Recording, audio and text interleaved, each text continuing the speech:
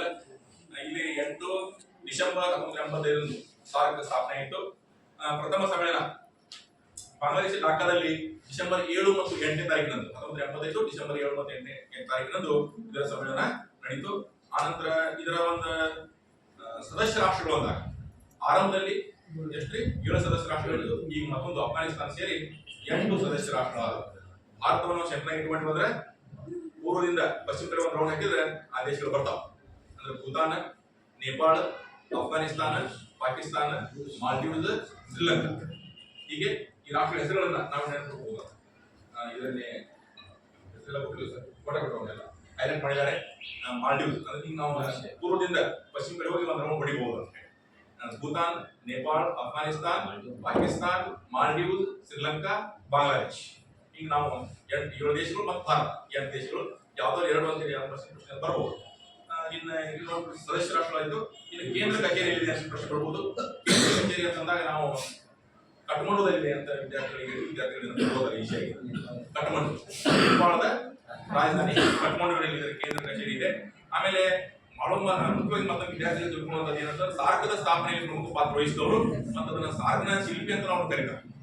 ಸಾರ್ಕ್ನ ಶಿಲ್ಪಿ ಅವರ್ಯಾರೇ? ಜಿಯಾವುರ್ ರೆಹಮಾನ್. ಇನ್ನು ಸಾರ್ಕ್ನ ಪ್ರಾದೇಶಿಕ ಕೇಂದ್ರಗಳನ್ನು ಕೂಡ ಸ್ಥಾಪನೆ ಮಾಡಲಾಗಿದೆ.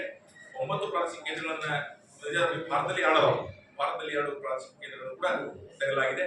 ಇನ್ನು ಭಾರತ ಮತ್ತು ಸಾರ್ಕ್ ನಡುವಿನ ಸಹಕಾರ ಅಂತ ಬಂದಾಗ ಇಲ್ಲಿ ಬೇರೆ ಬೇರೆ ಕ್ಷೇತ್ರಗಳಲ್ಲಿ ಸಹಕಾರವನ್ನು ನಾವು ಕಾಣಬಹುದು ಭಾರತ ಮತ್ತು ಸಾರ್ಕ್ ಮಧ್ಯದಲ್ಲಿ. ಅಂದ್ರೆ ಮೊದಲನೇದಾಗಿ ಆರ್ಥಿಕ ಸಹಕಾರ ಅಂತ ನಾವು ಹೇಳ್ತೀವಿ.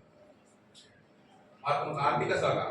ಸಾರ್ಕ್ ಅಂದ್ರೆ ಇದನ್ನ ಸಾಪ್ತಾ ಅಂತ ಕರಿತೀವಿ.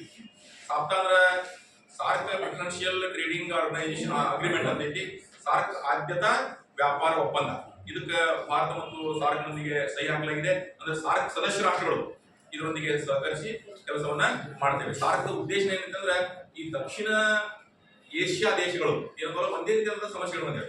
ಒಂದೇ ರೀತಿಯಾದ ಸಮಸ್ಯೆಗಳು, ಆರ್ಥಿಕ ಸಮಸ್ಯೆ, ರಾಜಕೀಯ ಸಮಸ್ಯೆ, ಅಂದ್ರೆ ರಾಜಕೀಯ ಅಸ್ಥಿರತೆ ಐತಿ, ಭಯೋತ್ಪಾದನೆ ಸಮಸ್ಯೆ ಐತಿ, ಬಡತನ ಐತಿ, ಅನಕ್ಷರತೆ ಐತಿ. ಎಲ್ಲಾ ಸಮಸ್ಯೆಗಳನ್ನ ಹೋರಾಡಬೇಕು ಅಂತ ತಿಳ್ಕೊಂಡು ಎಲ್ಲಾ ದೇಶಗಳು ಕೈ ಜೋಡಿಸಿ ಕೆಲಸ ಮಾಡ್ಬೇಕಂತೇಳಿ ಈ ಸಾರ್ಕ್ ಸ್ಥಾಪನೆಯ ಉದ್ದೇಶ ಜಿಯಾವುರ್ ರೆಹಮಾನ್ ಅವರು ಬಂದಿದ್ರು. ಅದಕ್ಕಾಗಿ ಅವರು ಬಹಳ ಪ್ರಯತ್ನ ಪಟ್ಟರು. ಭಾರತದ ಮೇಲೆ ಭೇಟಿ ಕೊಟ್ಟು ಬಹಳ ವರ್ಷಗಳ ನಂತರ ಸಾರ್ಕ್ ಸ್ಥಾಪನೆಗೆ ಅವರ ಕಾರಣ ಅಂದ್ರೆ ಅವರು ಬಹಳ ಪ್ರಯತ್ನ ಮಾಡಿದ್ರು. ಅದಕ್ಕಾಗಿ ಅವ್ರನ್ನ ಶಿಲ್ಪಿ ಅಂತ ಕರೀತಾರೆ.